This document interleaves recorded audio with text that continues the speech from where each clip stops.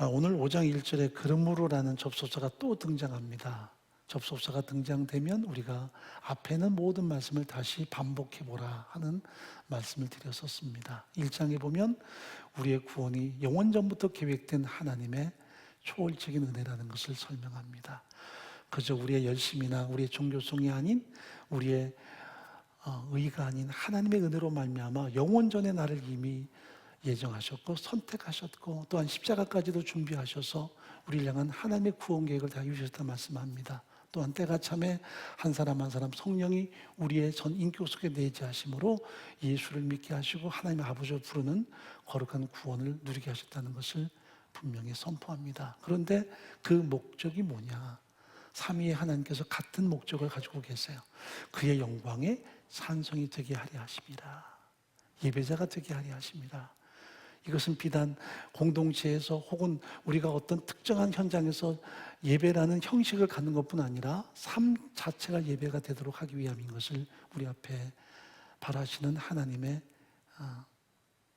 소원이 담겨 있습니다. 그렇습니다. 우리 예배자입니다.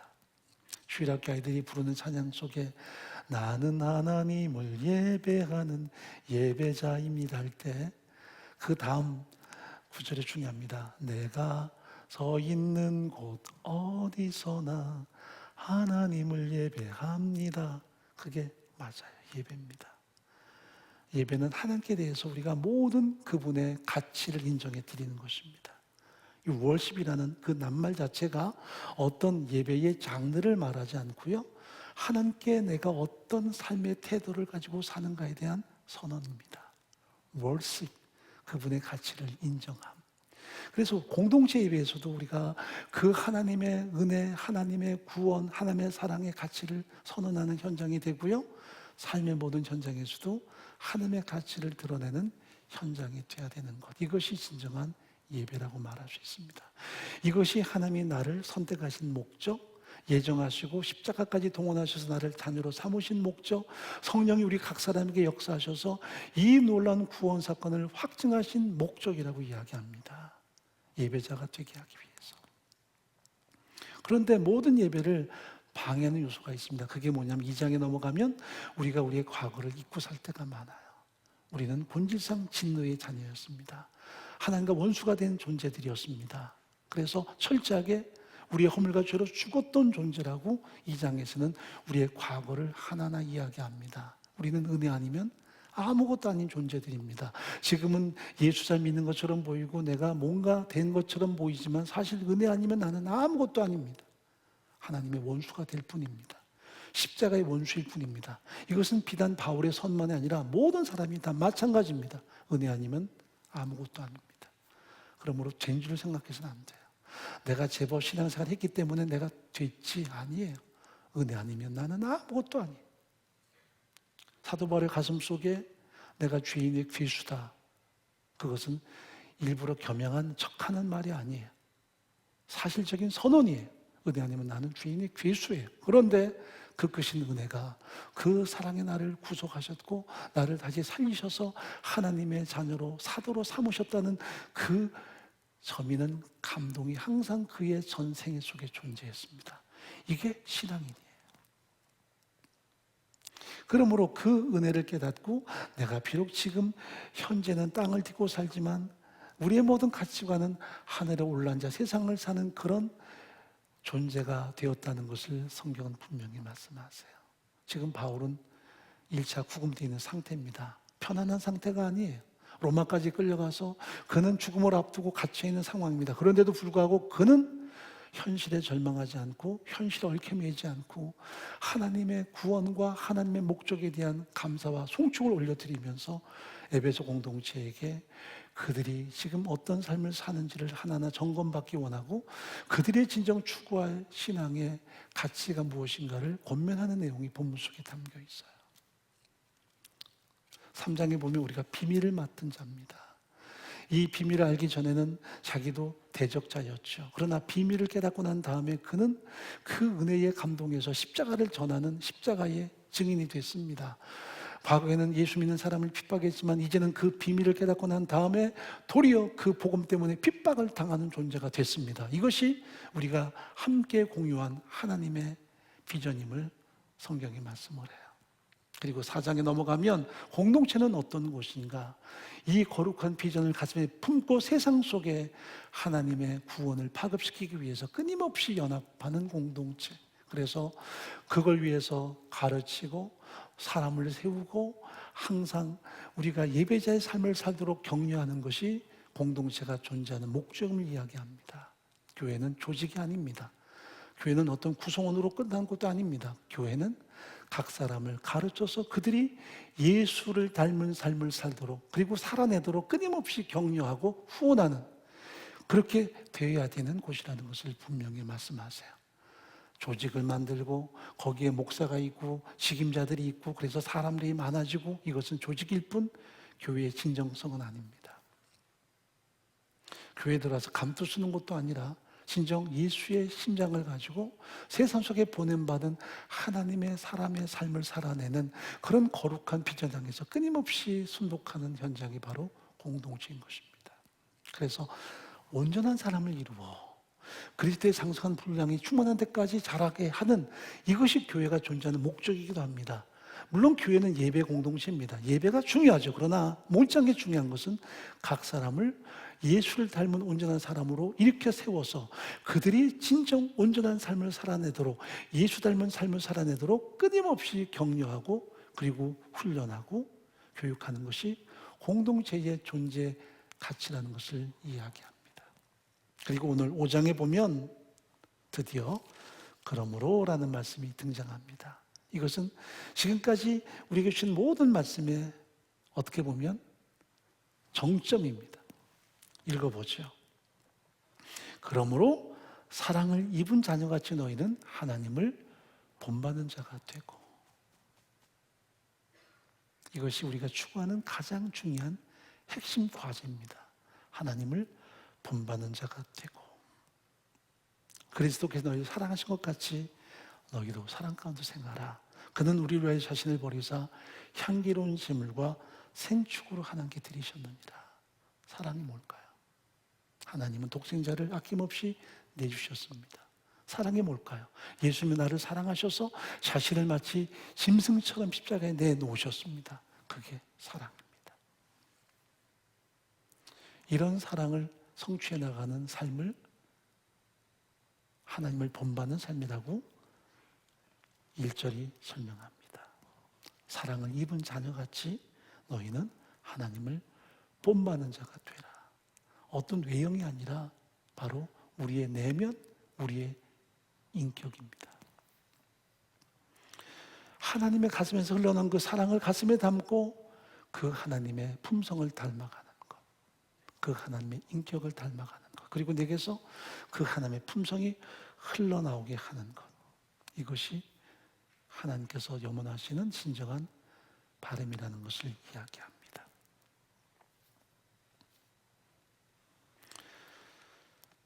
그래서 1절과 2절에 보면 하나님께서 원하시는 진정한 바람을 우리 앞에 드러내요. 하나님을 본받는 자가 되기 원한다. 그 사랑으로 서로 섬기기 원한다. 그 사랑으로 삼위일체 하나님의 품성을 드러내기를 원한다. 이것이 크리스찬의 삶의 면모고요. 우리가 이 땅에서 예배자로 사는 가장 중요한 핵심적인 모습이라는 것을 분명히 말씀하세요. 교회에 다닌다고요? 물론 좋아요. 그것만 다는 아닙니다. 신앙 연조가 있다고요? 물론 좋아요. 그게 다는 아닙니다. 내가 성경을 많이 배웠다고요? 물론 좋아요. 그것도 다가 아닙니다. 내게서 어떤 예수의 품성이 흘러나오는가, 예수의 향기가 드러나오는가, 이게 가장 중요합니다. 그래서 본문에 보면 좀 부정적으로 우리가 거부할 것들을 하나하나 이야기하고요, 능동적으로 추구할 것들을 다시 한번 분명히 말씀합니다. 3절부터 보면 좀 입에 담기 어렵지만 크리스찬들이 거부하는 것들에 대해서 설명을 해요. 읽어보죠. 음행과 온갖 더러운 것과 탐욕은 너희 중에서 그 이름이라도 부르지 말라. 이는 성도의 마땅한 바니라. 누추함과 어리석은 말이나 희롱의 말이 마땅치 아니하니 돌이켜 감사하는 말을 하라. 너희도 이것을 정령이 알거니와 음행하는 자나 더러운 자나 탐하는 자 곧 우상 숭배자는 다 그리스도와 하나님의 나라에서 기업을 얻지 못하리니 누구든지 헛된 말로 너희를 속이지 못하게 하라. 이를 인하여 하나님의 진노가 불순종의 아들들에게 임하나니 그러므로 저 양과 참여하는 자 되지 말라 하고 경고합니다. 우리가 거부할 것에 대해서 좀 추상적이지만 성경은 분명히 단호하게 떠날 것을, 거부할 것을 명합니다. 아마 우리 각각 가슴 속에 떠오르는 느낌들이 있을 거예요. 음행이 뭘까? 더러운 것이 뭘까? 탐욕이 뭘까? 제가 지나치게 해석 안 해도 우리 각자가 느끼는 하나의 이미지들이 있을 것입니다. 누추함이 뭘까? 이 누추함은 다른 말로 천박함이라고 말할 수도 있습니다. 또 어리석은 말이 뭘까? 희롱의 말이 뭘까? 우리 각자에게 주시는 하나의 모습들이 있을 것입니다. 이것을 거부할 것을 성경은 분명히 말씀하세요. 그리고 추구할 것에 대해서 성경은 단호하게 우리 앞에 드러냅니다. 8절 말씀 읽어보죠. 너희가 전에는 어둠이더니 이제는 주 안에서 빛이라. 빛의 자녀처럼 행하라. 전에는 어둠이었어요. 그러나 이제는 빛이라. 빛의 자녀처럼 행하라. 빛의 상속자처럼 행하라. 이것이 오늘 본문이 주는 하나의 격려입니다. 우리가 적극적으로 추구하고 살아야 될 삶의 원리를 설명하는 것이 빛의 자녀로 살기를 원하는 바람을 드러내지요. 9절 말씀 보면 빛의 열매는 모든 착함과 의로움과 신실함이 있느니라. 번역이 조금 두루뭉실하게 됐습니다. 모든 착함, 의로움, 진실함 그러면 나네 그럴 수 있어요. 난 착한 사람이요. 정말 그렇습니까? 내 아내는 착해. 정말 그렇습니까? 과거에 80년도에 제가 봤던 그 조사서가 있는데 대부분의 남자들이 자기 아내를 왜 결혼했느냐라고 묻는다면 첫 번째가 착해서라는 말이 많았어요. 그 아내와 왜 결혼했느냐? 착해서. 근데 그 착하다는 개념이 도대체 뭡니까? 우리 사랑하는 남성들, 아내가 착해요 그러면 무슨 느낌이 떠오르세요? 고분고분하다, 말 잡는다, 잘 듣는다. 그런 거라면 굉장히 당신은 가부장적이고 폭력적인 사람입니다. 자기 중심적인 사람이에요. 우리 속에 그런 이미지가 강해요. 제가 요새는 비전 트립을 전혀 못 가니까 그렇지만 청년들이나 학생들 함께 가면 간혹 문학 작품을 통해서 아이들의 삶에 대해서 이야기할 때가 있습니다. 제가 참 좋아하는 책 중에 하나가 착한 여자라는 책입니다. 공지영 씨가 쓴 건데요. 그 책을 보면 부모가 착하다, 주변 사람이 착하다와 정말 착한 여자의 그 간극이 드러납니다. 어릴 때부터 너는 착해 할 때 착한 이웃집 순이는 어떻게 삽니까? 부모에게 끊임없이 순종하고 나중에 커서는 남편에게 순종하고 남편이 구타를 하든 그래도 싹싹 빌고 순종하고 그저 남편이 외도해도 그저 자식 잘 키우고 살고 이게 착함이었고 마지막에는 자식들에게 삶을 위탁하는 게 착함이었다면 그 책은 그 착함을 전혀 다른 차원으로 달아. 그게 착한 게 아니라 네 인생을 제대로 사는 게 착한 거야. 아주 당돌한 이야기입니다. 이 책이 20수년 전에 나왔을 때 우리나라 최초의 페미니즘을 이야기하는 책 중에 하나입니다. 너무 지나친 페미니즘도 전 거부하지만 참 적절한 페미니즘은 균형을 잡을 수 있습니다. 그 한 사람의 존엄함. 남녀로 다루는 게 아니라 그 사람의 존엄함으로 그 사람을 평가해야 된다는 것. 너는 존엄하다. 존귀하다. 너는 너 자신이 되라. 착하다는 것은 네가 네 스스로를 존귀하게 살아가는 그 자체다. 우린 착하다는 말도 우리 생각대로 막 호도합니다. 내 안에 착해. 한 번도 내게 들이대지 않아. 아니요. 그건 당신이 지나치게 완벽주의자 아니겠습니까? 성경이 말씀하는 착하다는 말은 선하다와 연결됩니다. 선하다는 말은 하나님의 주권 앞에 무릎 꿇고 그 말씀 앞에 철저하게 순복하는 삶을 선하다라고 이야기합니다. 내 감정이 아닌, 자신의 의도가 아닌, 자신의 의지가 아닌 하나님의 통치 앞에 철저하게 순복하는, 그래서 성경은 온유함과 이 착함을 같은 맥락에 둡니다. 온유함은 그저 배알이 없는 게 아니에요. 잘 다루어지는 것입니다. 여러분, 이 경마하는 이 말이 굉장히 힘이 세지요. 빠릅니다. 그런데 그 말이 어떻게 기수의 말을 잘 듣나요? 똑똑해서도지만 그 입에 재가 모여서 오른쪽 왼쪽으로 끌고 잡아당기면서요. 아프니까서 그게 프라우스, 온유예요. 우리는 내 안에서 자꾸 온유함을 찾으려고 그래요. 나는 착해. 법 없이도 살아. 그 사람 배알도 없어. 온유 아니에요. 그 속에 얼마나 무서운 자기 교만이 있는지도 몰라요. 온유는 철저하게 하나님의 말씀에 지배를 받는 거예요. 예수님께서 나는 마음이 온유하고 겸손하다 될 때, 그것은 겉으로 드러나는 부드러움만이 아니었어요. 성부하는 게 철저하게 순복함이었어요. 바나바는 착한 사람이다. 사울을 철저하게 격려해서 바울로 서게 했던 동역자 바나바, 그는 착한 사람이었습니다. 그러니까 많은 사람이 보세요, 바나바는 착한 사람이었어요? 아니요. 바나바는 철저하게 성령과 말씀의 통치를 받는 사람이었습니다. 그게 착한 사람입니다. 본문이 강조합니다. 의로움과 진실함. 그래서 착함과 의로움과 진실함은 같은 맥락입니다. 하나님께 지배를 받으면 그 사람은 의로운 사람입니다. 또 철저하게 신실한 사람입니다. 하나님 앞에서 사는 사람입니다. 내 말이 진실이라고, 그게 아니라 하나님 앞에 사는 사람입니다. 이것이 적극적으로 살아야 될 진정한 삶의 면모라고 이야기합니다. 자, 8절 한번 읽어보죠. 너희가 전에는 어둠이더니 이제는 주 안에서 빛이라. 빛의 자녀처럼 행하라.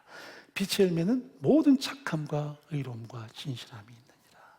하나님이 나를 통해 받고 싶어 하시는 그 영광의 찬송입니다. 그 영광의 찬송.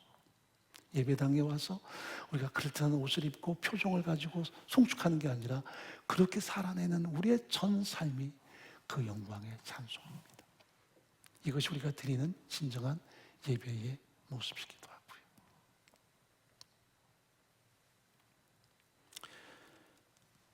(10절) 말씀 읽어봅니다. 주께 기쁘시게 할 것이 무엇인가 시험하여 보라. 항상 나는 어떤가 점검해야 돼요. 왜 매주마다 우리가 예배자로 여기 섭니까? 또 설교가 그 중심에 서는 겁니까? 목사는 설교자인데 사실은 설교하는 사람입니다. 그 설교는 저도 들어야만 삽니다. 여러분, 착각하시면 안 되는 게 목사가 누구를 향해서 설교할까? 그건 굉장히 위험한 이야기입니다. 설교는 1차 재개합니다. 그리고 여러분이 들어야만 합니다. 제가 제외되면 그건 설교가 아니라 그것은 그저 말의 현란함에 불과합니다. 사도 바울께서 이 말씀을 성령의 감동으로 받을 때 에베소 공동체가 이 말씀이 필요했을까요? 아니요. 다른 공동체도 다 필요했습니다. 바울에게도 필요했습니다. 이 말씀은 자기 가슴을 관통해야만 되는 말씀이었습니다.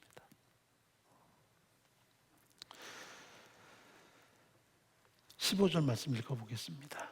그런즉 너희가 어떻게 행할 것을 자세히 주의하여 지혜 없는 자 같지 말고 오직 지혜 있는 자 같이 하여 세월을 아끼라. 때가 가니라. 또 그런즉이 등장합니다. 앞에 말씀을 다시 한번 반복하면 내가 빛의 자로 살기 위해서 어떻게 살아야 될 것인가? 어둠의 것을 벗어버리고 빛의 자처럼 살기 위해서 어떻게 내가 사는 것이 옳은가? 지혜로운 삶을 살라는 거예요. 그 지혜로운 삶이 뭐냐면 세월을 아낀다는 것입니다. 때가 악하니까 세상에게 세월을 지배당하지 않는 삶. 그래서 여기서 세월을 아낀다는 말이 번역이 조금 어렵게 됐어요. 대가지불하고 그 모든 시간을 구원하라는 뜻이에요. 악한 세상에게 모든 우리의 시간이 지배당하거나 빼앗기지 않도록 대가지불하고 그 시간을 구원해내서 그 시간을 선용할 것을 명합니다. 시간은 선악이 없어요. 그런데 시간이 악쪽으로 가면 그 모든 시간은 악하게 사용됩니다. 악용되는 거죠. 그러나 하나님을 향해 나아가면 그 모든 시간이 선하게 사용이 됩니다. 우리가 100년 살아도요, 100년이 다 어디에 속해 있느냐? 세상에게 유린당하면 그 모든 삶이 고스란히 악한 삶으로 전락합니다. 하나님께 이 모든 시간을 위탁하고 살면 그 시간들은 선한 삶으로 인정이 될 것입니다. 지혜로운 삶에 대해서 또 설명합니다. 17절, 18절입니다. 읽어보죠. 그러므로 어리석은 자가 되지 말고 오직 주의 뜻이 무엇인가 이해하라. 술 취하지 말라. 이는 방탕한 것이니 오직 성령의 충만을 받으라. 우리가 세상에게 시간을 유린당하지 않으려면, 즉 세상으로부터 우리 시간을 구원해서 하나님이 기뻐하시는 시간으로 삼으려면, 그래서 하나님의 뜻이 무엇인지를 우리가 성취하려면 술 취하지 말라. 이는 방탕한 것이니 오직 성령의 충만을 받으라고 말씀합니다. 갑자기 술이 나오니까 사람들은 술 마시느냐 안 마시냐 가지고 자꾸 이야기하는데, 여기 술참이란 말은 세상에 연관성이 있습니다. 때가 악하다는 말과 연관성이 있습니다. 거기에 장악당하지 마라. 우리 삶의 컨트롤 타워가 장악당하지 마라. 여러분, 술 취한 사람은 술이 그 사람을 장악합니다. 술에 의해 삽니다. 성령의 사람들은 하나님이 우리를 장악해서 하나님의 진리와 말씀에 따라 삽니다. 전혀 다른 방향성. 우리가 매니아라는 말을 많이 하잖아요. 아치볼드 히트란 사람이 사용한 언어 중에 우리 모두는 다 살짝 미쳐있다는 말을 해요. 모든 사람이 다 살짝은 미쳐있어요. 또 많이도 미쳐있는 사람이 있긴 해요. 지난 코로나 팬데믹 동안에 가장 많이 불어난 취미 인구 가운데 이제 첫 번째가 제가 보니까 낚시 인구라 그래요. 낚시 인구가 크리스찬보다 많아요. 1000만이 넘더라고요. 낚시. 다녀보셨나요? 예, 손들지 마세요. 그 다음이 젊은이들도 골프에 이렇게 많이 심취하고 있다고 그러고요.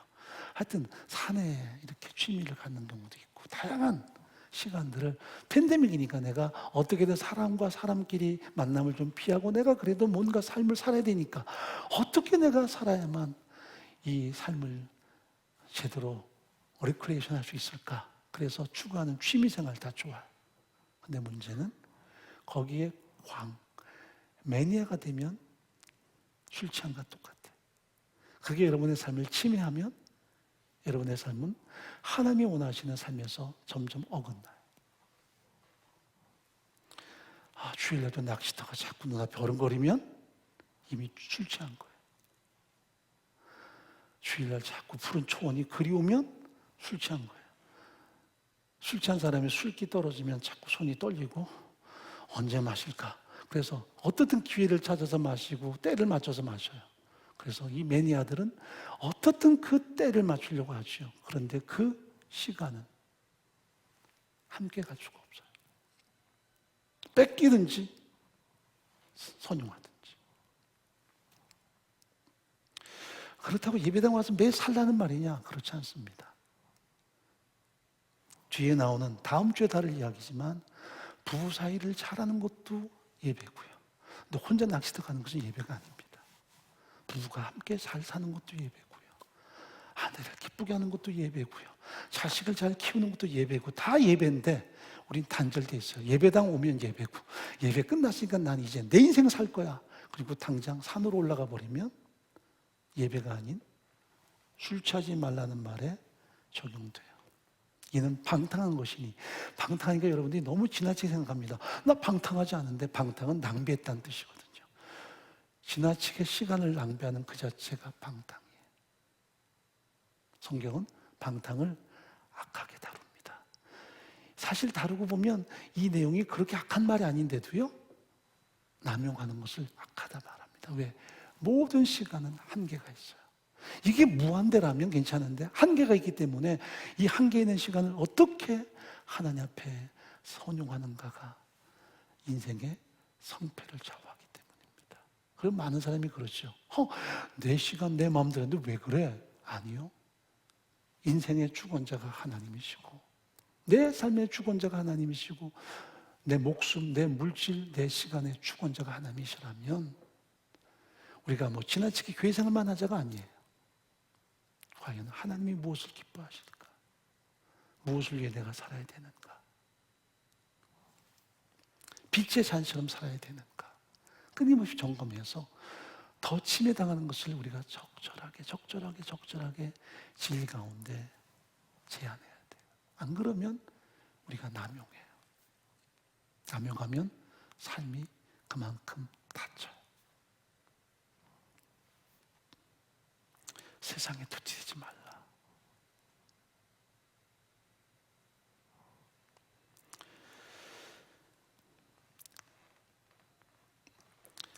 그래서 여기 본문 다시 읽어보죠. 18절 말씀. 술 취하지 말라. 이는 방탕한 것이 오직 성령의 충만을 받으라. 성령 충만이란 말 우리가 가끔 오해할 때가 있습니다. 막 방언을 말하고 뭔가 뜨거운 것? 아니요. 성령 충만은 하나님으로 가득해지는 것. 갈라디아 5장 22절 말씀처럼 하나님의 품성이 가득해지는 것. 사랑, 희락, 화평, 자비, 양선, 온유, 절제, 충성 이런 것들이 가득해서 우리에게서 하나님의 품성이 어떻게든 흘러나오는 면면이를 갖는 것. 이게 진정한 성령 충만임을 이야기합니다.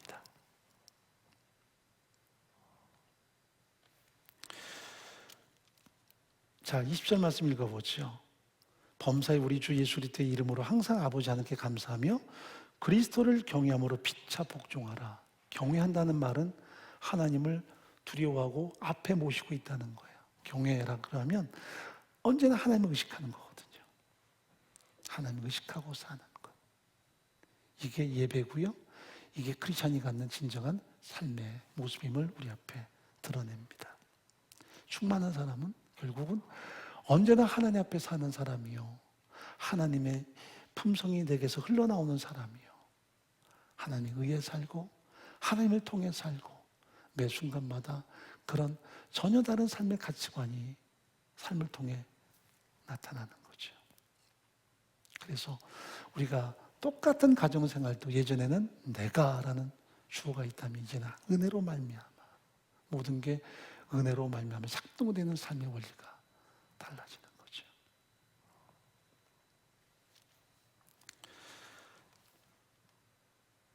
그래서 우리 삶이 예배가 되는 것. 예배당에 있을 때뿐 아니라 예배당을 떠나서도 예배가 되는 것. 사람을 만날 때도 예배가 되는 것. 그게 크리스찬의 진정한 모습임을 성경은 말합니다. 왜 이렇게까지 사도 바울이 에베소 교회에게 요구할까요?